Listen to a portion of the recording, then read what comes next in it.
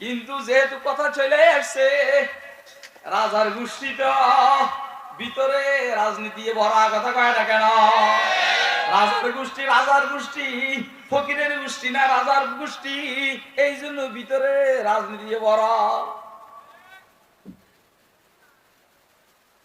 মাফ করবেন, কিছু মনে করেন না, আপনাদের এলাকায় বেজাল্লা এলাকা বঙ্গবীর কাদের সিদ্দিকীর এলাকা, কথা কয় না? ঠিক আছে নি?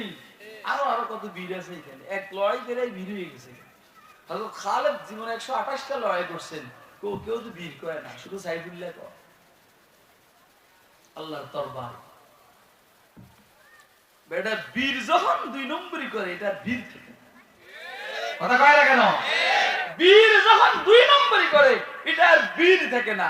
যেই বীর 2 নম্বর দালালি করে, এই বীর বীর নয়, এই বীর দালাল বীর।